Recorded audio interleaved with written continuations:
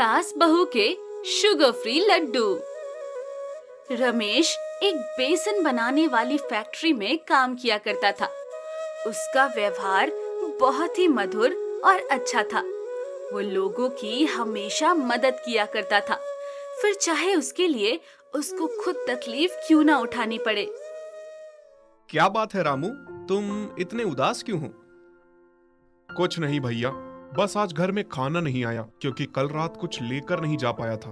कुछ बचा ही नहीं, इसीलिए खाना नहीं बना। अब भूख लग रही है पर खाना मेरे पास है नहीं। बस इतनी सी बात के लिए तुम परेशान होते हो? चलो आओ मेरे साथ, मैं तुम्हें आज मक्का प्याज और रोटी खिलाता हूँ। अगर वो मैंने खा लिया तो तुम क्या खाओगे भैया? एक रोटी में से आधी आधी खा लेंगे।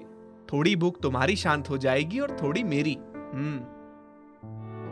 दोनों मिलकर खाना खाते हैं। खाना खाने के बाद वो अपने अपने काम में लग जाते हैं। काम के दौरान रमेश को कोई पीछे से आवाज देता है। उसका ध्यान उधर जाता है, जिसकी वजह से उसका हाथ मशीन में आ जाता है और उसका हाथ कट जाता है। मशीन पूरी लाल हो जाती है।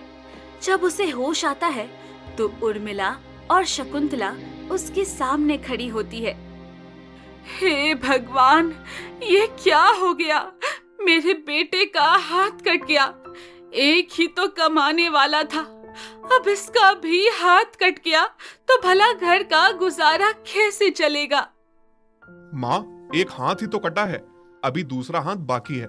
मैं तुम्हें भूखा नहीं मरने दूंगा। मालिक बहुत अच्छे आदमी हैं, मुझे दोबारा नौकरी पर रख लेंगे। तभी लाला वहाँ पर आता है।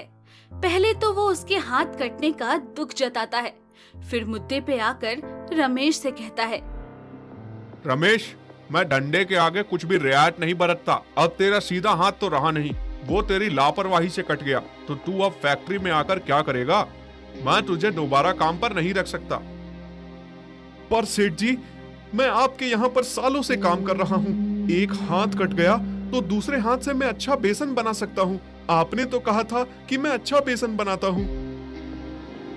नहीं, अब मैं तुझे काम पर नहीं रख सकता। तुम कहीं और काम देख लो।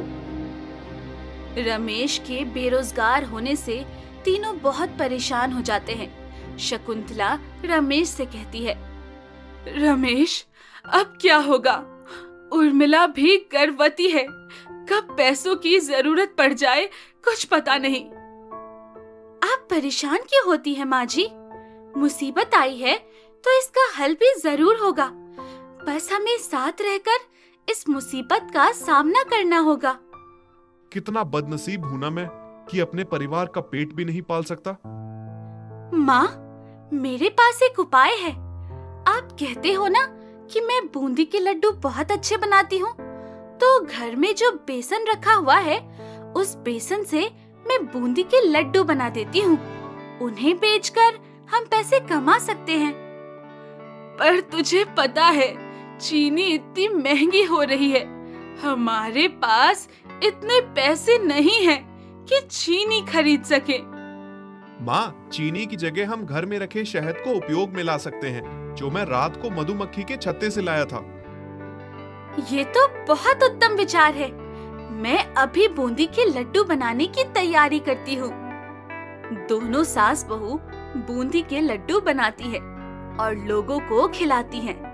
लोगों को ये शहद वाले बूंदी के लड्डू बहुत अच्छे लगते हैं, क्योंकि उनका स्वाद कुछ अलग होता है।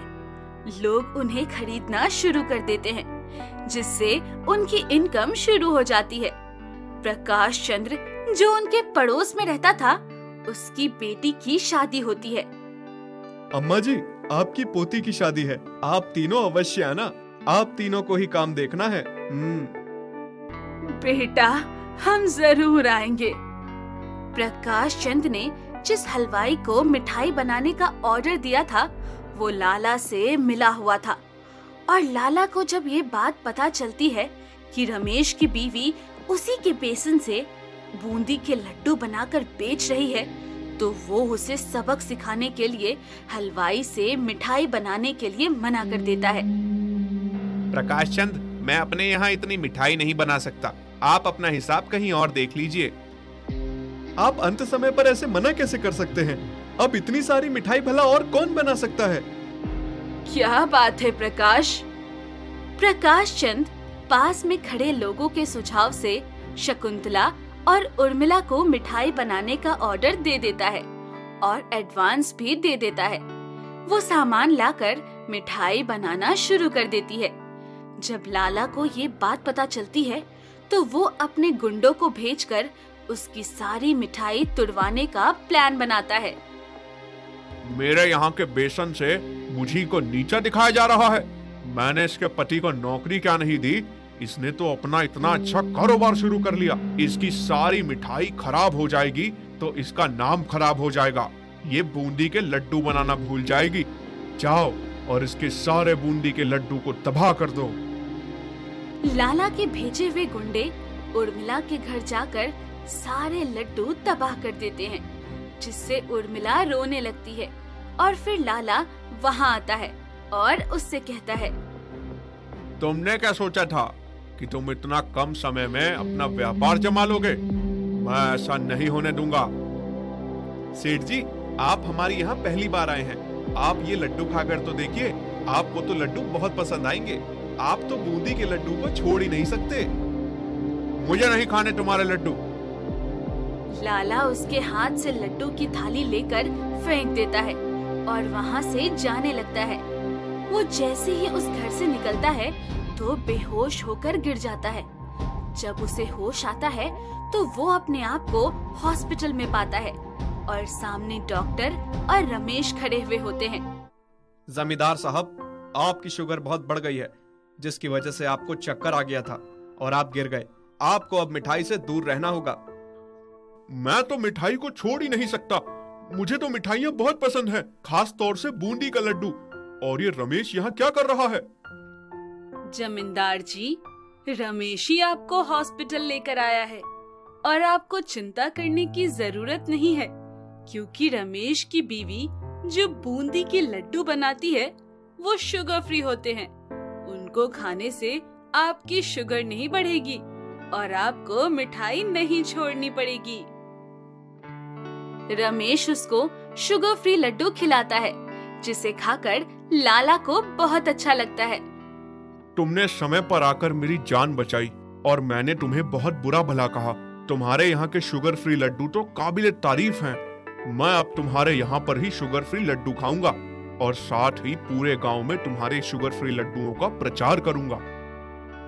लाला और सभी गांव वाले उर्मिला और शकुंतला के शुगर फ्री लड्डू को खाते हैं और स्वस्थ रहते हैं।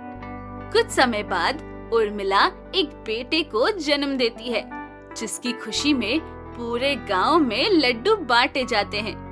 वो सास बहू बूंदी के शुगर फ्री लड्डुओं का व्यापार बहुत अच्छी तरह से करती है और अमीर हो जाती है।